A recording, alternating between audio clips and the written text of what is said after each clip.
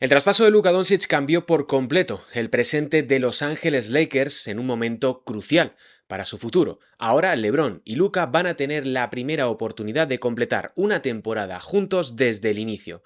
Una campaña marcada por las altas expectativas que se tiene del conjunto angelino y que hoy, aquí en Gigantes del Básquet, vamos a analizar en profundidad. Lo vamos a hacer de la mano de Denis Miranda de Basket 365 para conocer todas las claves y cómo llega el conjunto californiano. Mi nombre es Sergio Rabinal y si te gusta lo que hacemos aquí en Gigantes, dale a like, suscríbete y déjanos un comentario. ¡Arrancamos!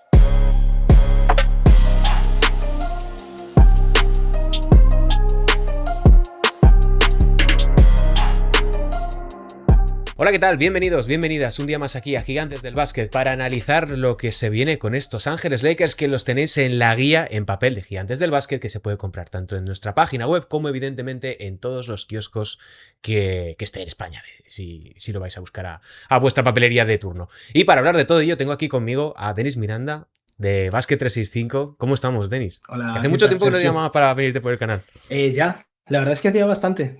Yo bien, la verdad es que muy bien. A punto de irme de vacaciones, o sea que es probable que sea el último que grabe antes de cambiar de continente, pero encantado de estar aquí, la verdad. Y bueno, enhorabuena, Genial. Sergio, por cosas que han Bueno. pasado en tu vida. Muchas gracias. Mira, te voy a poner un compromiso y te voy a hacer una pregunta para enfadar a todo el mundo y es, ¿este es el equipo de Luka o es el equipo de LeBron? Luca. No lo digo por las tendencias. Ya, vale, dices Luka, vale, pero iba a explicarlo. Digo, no por las tendencias, es decir, LeBron es el mejor jugador de la historia o el segundo mejor jugador de la historia, me da igual como lo quieras poner, sino por alrededor de quién está construido el equipo, porque esto es la gran pregunta cuando se dice, ¿el equipo es de tal o el equipo es de cuál?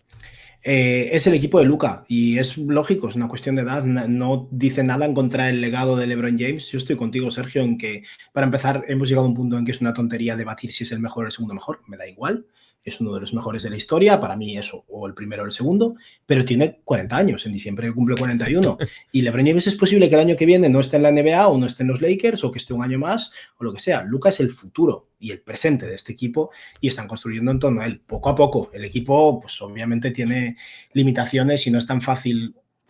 O sea, una cosa es que te toque la lotería y otra que te dé tiempo a construir los cimientos alrededor de ese dinero que te ha tocado, ¿no?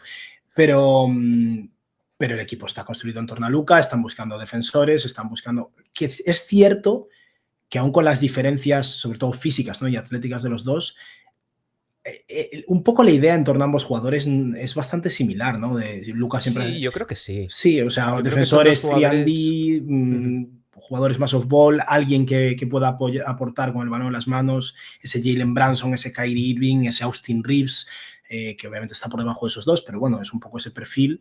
Y es cierto que Luka probablemente se apoye más en un pivot atlético de lo que nunca lo ha hecho LeBron, y lo han buscado, bueno, han hecho lo mejor posible, ¿no?, con Ayton, independientemente de lo que surja, pero sí, este es el equipo de Luka.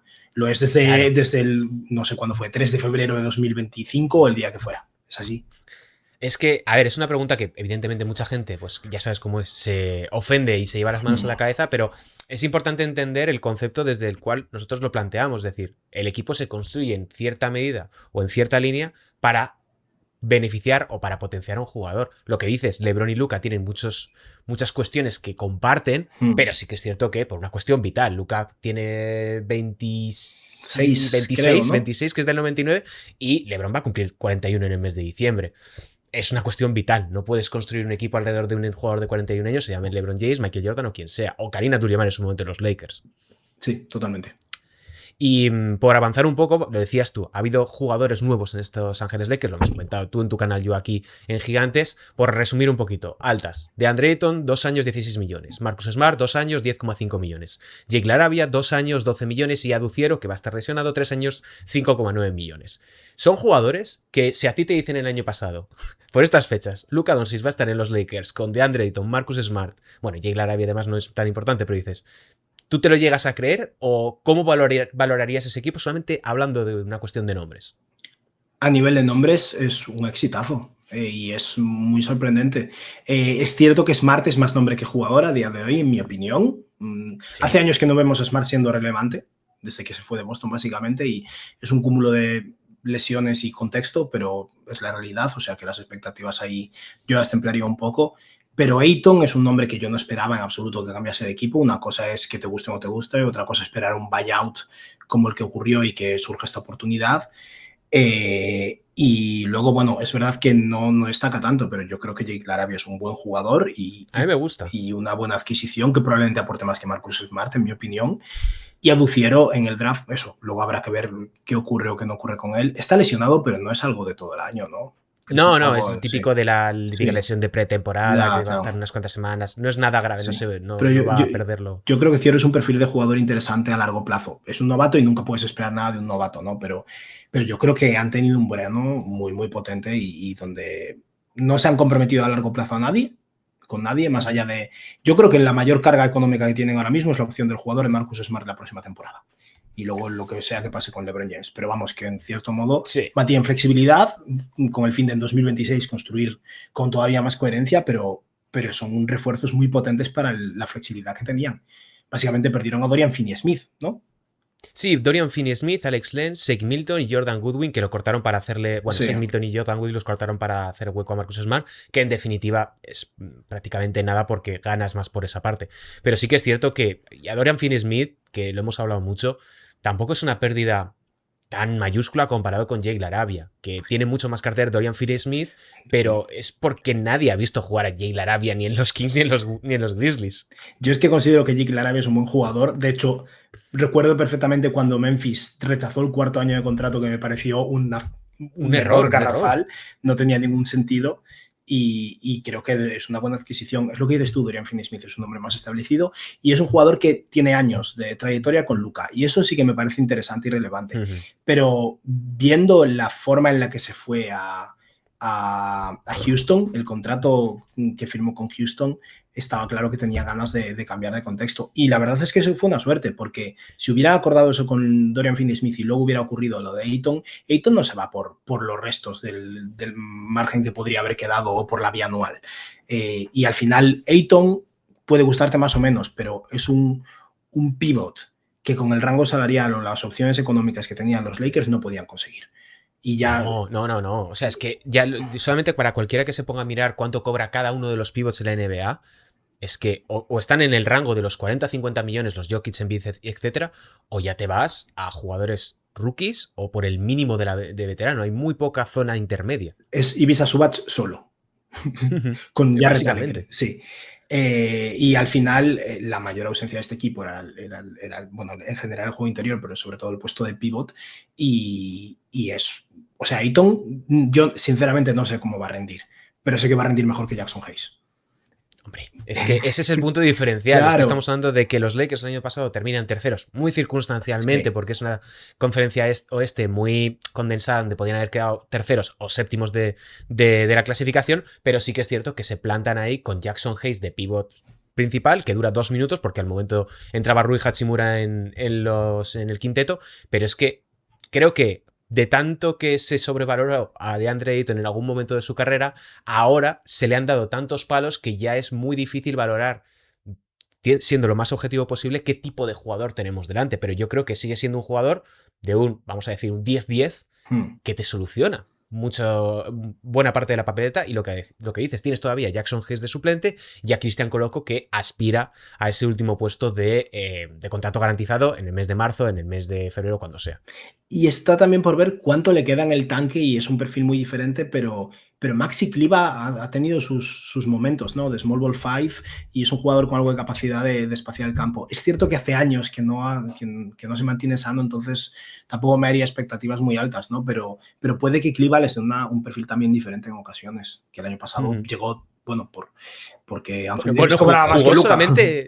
Jugó solamente en el último partido, creo que los últimos 5 minutos de la serie contra los Timberwolves. Fue su debut con la camiseta de los Lakers. O sea, es que fue fascinante. Pero sí que Maxi Kleber, si está sano, puede darte, yo creo que 15 minutos en algún que otro partido. Un poco estilo Luke Cornett en algunos momentos con Boston.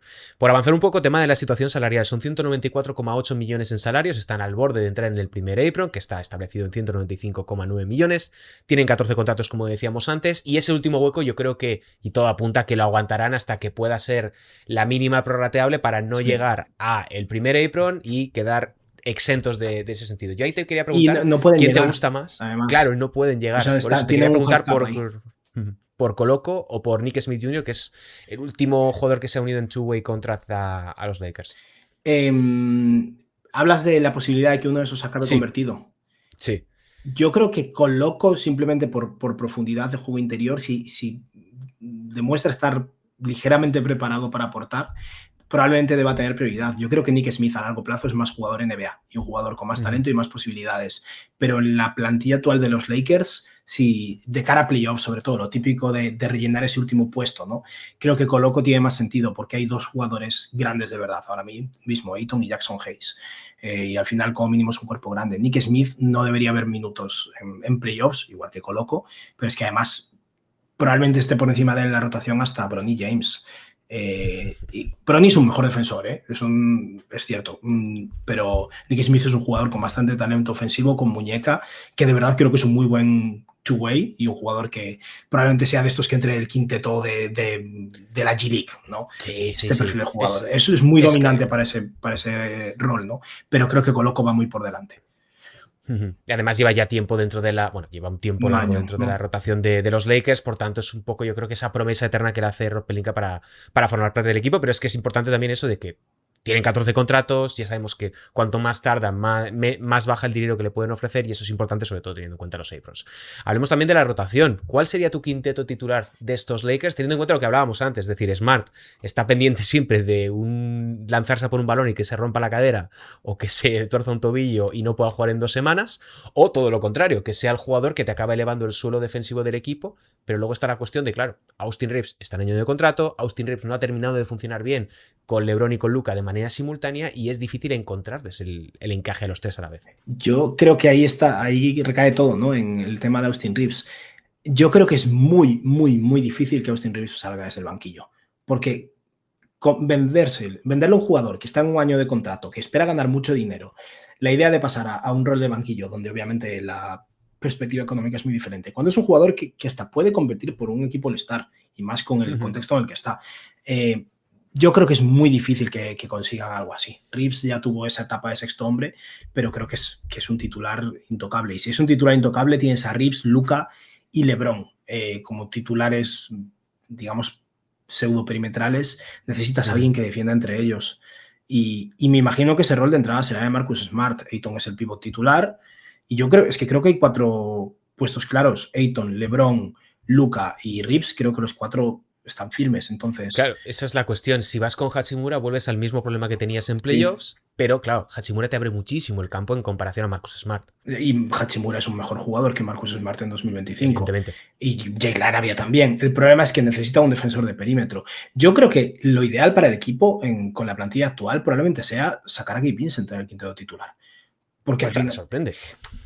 Con Luka tienes tamaño al final. No es que tengas un equipo pequeño, tienes un equipo con mala defensa de perímetro y sobre todo defensa en point of attack. Es un rol que, ¿quién lo va a tener? Marcus Smart. Es que no me fío nada del que yo personalmente considero que a nivel de condición física y de capacidad de aportar actualmente Smart tiene muy poco. Tiene prioridad sobre Gabe Vincent y saldrá de titular al principio. Yo creo que en 15 partidos probablemente Vincent acabe siendo el quinto titular.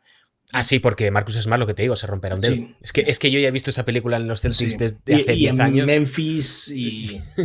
en los Washington Wizards, ¿no? Fíjate, ¿no? Que fue donde más sano ha estado. Que jugó prácticamente todos los partidos. Lo que es jugar sin presión, ¿no?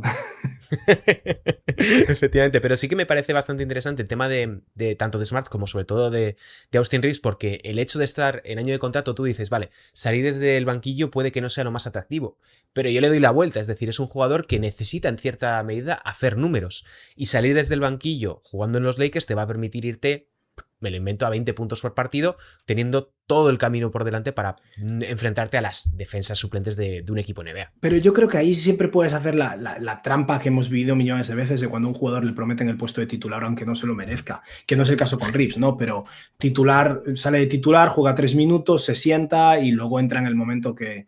Al final una cosa es que tenga el título, ¿no? Digamos, o el... Bueno, sí, un poco el honor, ¿no?, de ser titular.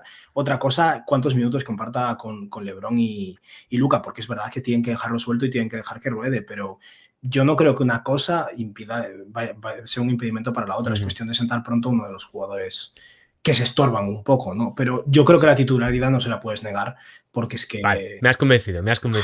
Sobre todo te lo quería plantear por la cuestión de que, claro, o sea, estoy revisando los números de tríos entre Sí. Luka, Austin Reeves y LeBron, y el de Luka y Reeves no termina de funcionar mal, pero tú lo ves los partidos y dices, hay algo aquí que no me termina de casar. Y luego cuando los ves a los tres a la vez, igual es por lo dicho, porque la muestra es muy pequeña, porque jugaron contra los Minnesota Timberwolves que les destrozaron en ese sentido, pero yo te quería preguntar por cómo los ves y si crees que es una cuestión circunstancial de que apenas se conocían, que J.J. Redick no hizo el mejor trabajo posible, o crees que hay ahí un pequeño problema a tener en cuenta con ese trío que en cierta medida puede acabar siendo el de futuro de los Lakers, o al menos ese Luka Reeves puede mantenerse, yo creo que durante más tiempo, porque pinta a que Reeves pueda renovar.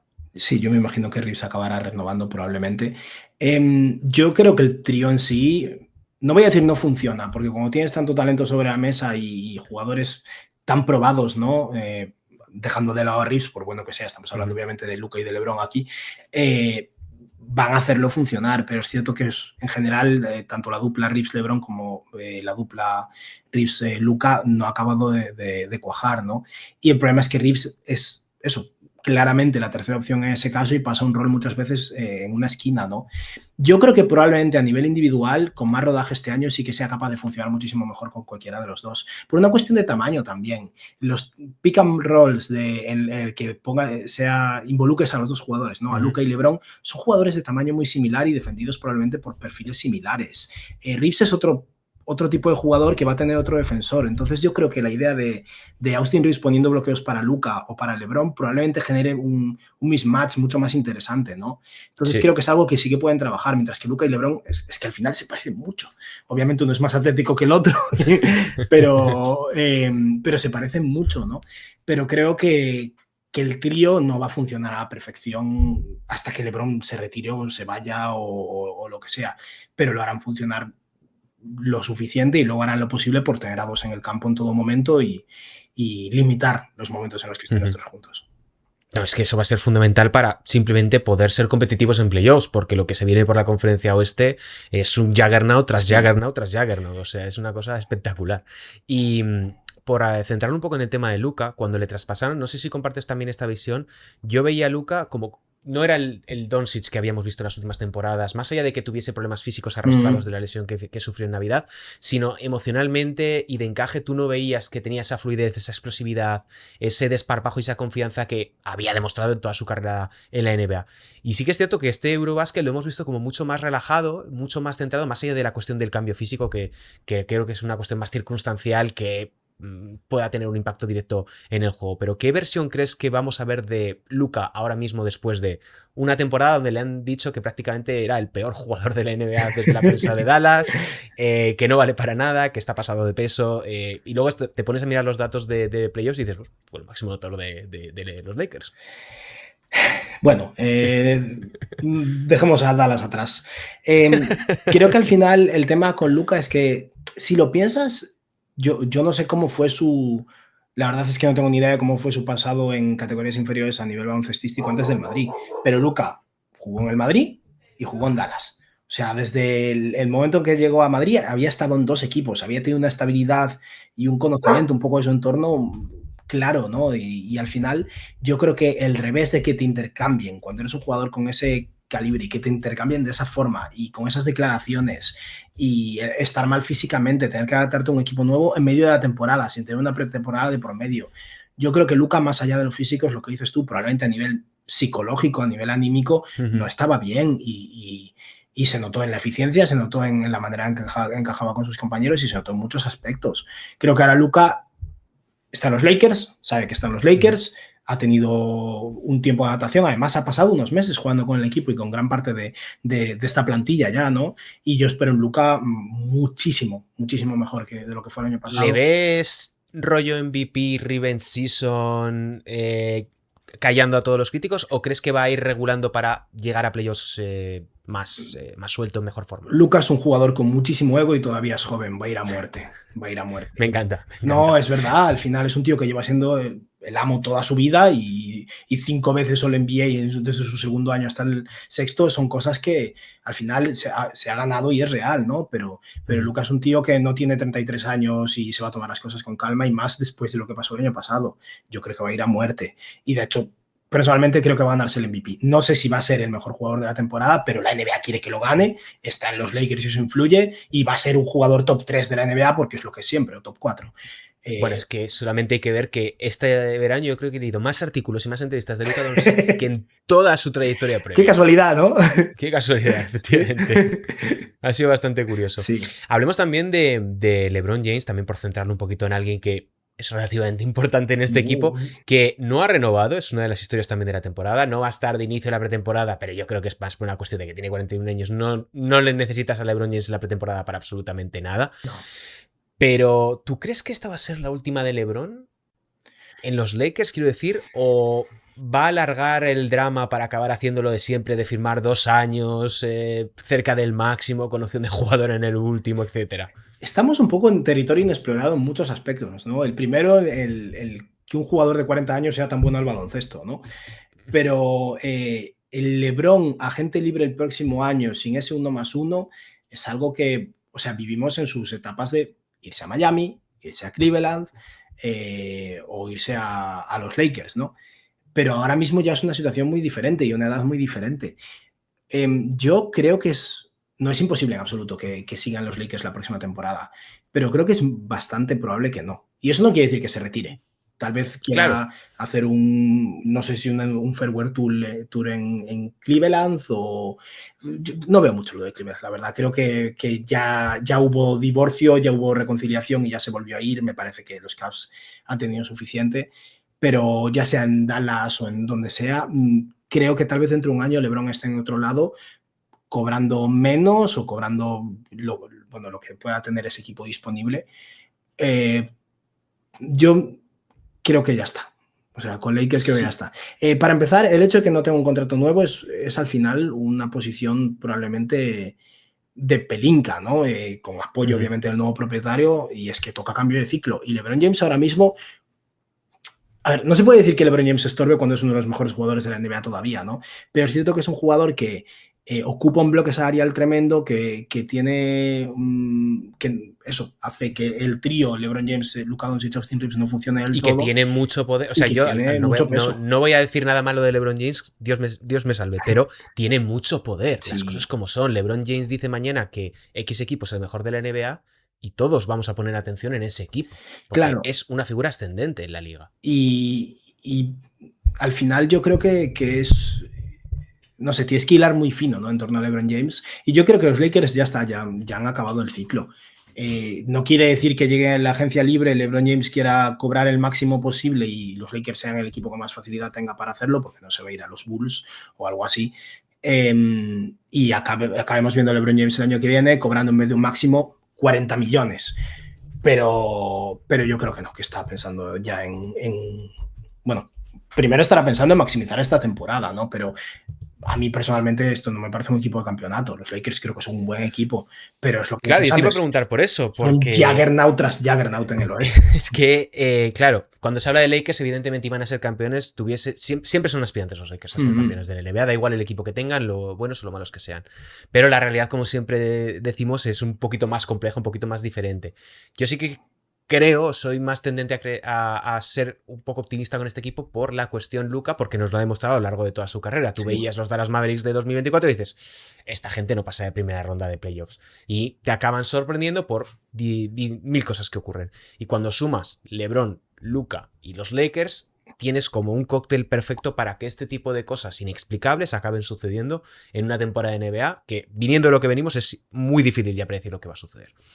Y me parece bastante interesante, recogiendo un poco lo que decías, qué versión vamos a ver de LeBron James, porque estaba echando un ojo y digo, vale, la última temporada de LeBron fue la única en su carrera desde la rookie que no promediaba más de 25 puntos, pero es que se queda en prácticamente 25-8-8.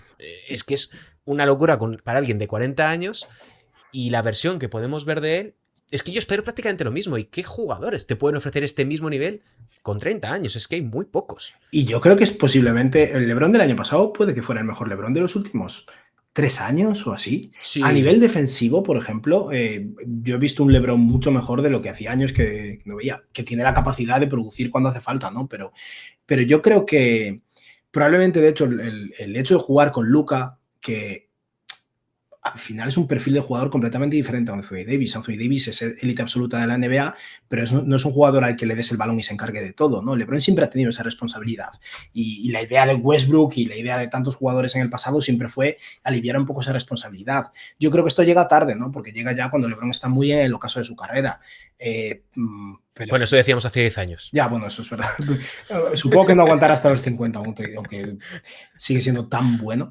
Pero yo creo que, de hecho, creo que es posible que este sea el primer LeBron no el NBA que veamos porque no llega a los 65 partidos. No Puede porque no ser. tenga el nivel, pero creo que es posible que veamos a un LeBron muy dosificado, que haga todo lo posible por de verdad llegar al 100% en playoffs. Que luego Lucas se hace daño en el gemelo y se pasa un mes sin jugar y LeBron tirará lo que tenga que tirar. Pero yo creo que vamos a ver un LeBron mucho más estratégico en eso y que hará todo lo posible por conservarse de cara a los momentos importantes. Seguirá siendo un jugador de, pues a lo mejor en vez de 24,4 puntos, pues 23 puntos por partido. Pero va a Es seguir siendo un que jugador LeBron de... además controla muy bien los Sí. puntos que quiere meter, es muy consciente de cuáles son sus Va a meter porcentajes, 10 cuáles cada no partido, son. eso seguro. Eso seguro, sabemos que ese récord lo va a seguir manteniendo. Te iba a preguntar para cerrar, ¿en qué puesto de la clasificación les colocarías? ¿Y cuál crees que es su techo? Que además hiciste un vídeo hace poco. ¿Cuál crees que es su techo de cara a esta temporada, siendo lo más optimistas posibles? Evidentemente, si mañana se rompen la pierna todos los jugadores de los Lakers, no van a llegar lejos, pero son casos extremos de Filadelfia. De Filadelfia. Bueno, ojo con Memphis, ¿eh? También, pobres hombres. El oeste es muy complicado. Yo creo que hay 4 equipos que son... Bueno, creo que hay 3 equipos que son superiores a Lakers en temporada regular y 4 que son claramente para mí superiores, incluyendo playoffs, que son Oklahoma, Houston, aún con lo de Van Vliet, Denver, y yo creo que Minnesota es un equipo al que no se debe respetar lo suficiente y que va a seguir siendo muy potente. Veo a Lakers aún así capaces de tener mejor récord que Minnesota en temporada regular, ¿no? Pero yo creo que su techo es probablemente ser cuartos y al final de ahí hacia abajo es que no hay suelo. O sea, sí que hay suelo, son un equipo como mínimo de octavos o algo así, pero Clippers, bueno, es que Clippers, Warriors, luego tenemos a Spurs. ese... Es que ya Spurs, Kings, Blazers, esos equipos sí que los veo por debajo de verdad, ¿no? Pero creo que hay un grupo ahí de 3, 4, 5 equipos que realmente pueden acabar de cualquier forma, ¿no? Memphis es un equipo que, bueno, ya empiezan tocados, pero quién sabe. Dallas, creo que sin Kyrie Irving va a sufrir mucho, pero si aguantan lo suficiente y de verdad Irving vuelve en marzo y tienen ese típico cierre de temporada de 12 victorias, 3 derrotas o algo así, es que yo veo a Dallas perfectamente capaz de superar a Lakers. Por eso yo creo que pueden acabar cuartos o octavos. Es que es Entrarán en muy difícil, playoffs, es muy seguramente, difícil. pero el oeste es, para mí, eso. Denver, Oklahoma y Houston están por encima del resto, y yo creo que Minnesota probablemente esté un poco aislado en un término medio. A ver, la baja de Nickel Alexander Walker les va a pasar factura en ese sentido porque pierde mucha potencia de banquillo. Y Yo los Conley tengo es en el mayor. cuarto, quinto, y Conley es más mayor que tú y yo juntos. Yo tengo ahora mismo a los Lakers entre el cuarto y el quinto puesto por lo mismo, porque es imposible predecir lo que va a ocurrir, pero un poco la proyección yo creo que es esa, y llegando con suerte a semifinales de conferencia dependiendo del lado del cuadro que les toque, que es Sí. muy circunstancial. Es que el año pasado se plantan en finales de conferencia los Timberwolves siendo un grandísimo equipo, pero con Lakers y con los Warriors sin Stephen Curry. Es que esas cosas también Sí. es muy circunstancial, pero siguen formando parte de la historia de la NBA. Sí, a ver, yo creo que es verdad que Lakers en playoffs, si las cosas cuadran más o menos bien, con esos dos sobre todo, son un equipo que puede pasar 2 rondas. Yo bueno, yo no apuesto, pero yo no apostaría a que pasen 2 rondas, pero sí que creo que es posible que acaben colándose en unas finales de conferencia, ¿no? De hecho, ¿cuándo? ¿No lo hizo Lakers? ¿Cuándo fue? ¿2022 o algo así? Sí, en 2022, esta que tuvieron una Sí, remontada increíble que nadie esperaba y de repente se plantan ahí. claro, yo Ah, no, algo 2020, así... 2023, que es el anillo de los Denver Nuggets, si no me Sí, equivoco. sí, exactamente, temporada 22-23. Pues eso, algo así yo creo que no es imposible, no creo que sea probable. Para mí, su Claro. techo más realista es superar una ronda de playoffs si les toca pues un equipo poco experimentado o un equipo que no sea de los bestias, ¿no? Si se cruzan con unos unos Grizzlies, unos Warriors que al final, ya no digo poco experimentados, pero son un equipo geriátrico, ¿no? Entonces, a ver cómo están a nivel de salud cuando llegue el momento. Unos Mavs si acaban entrando y Kyrie Irving no está al 100%, algo así, tal vez, pero... Te puede abrir las puertas de las finales de conferencia. Pero bueno, Denis, muchas gracias por pasarte por aquí. Te recomendamos muchísimo a la gente que acuda a su canal, a Basket 365, porque literalmente hay baloncesto todos los días del año. Me gusta mucho. Espero que te la hayas pasado bien y buenas vacaciones, que hablaremos a la vuelta. Muchas gracias, Sergio. Ha sido un placer, como siempre.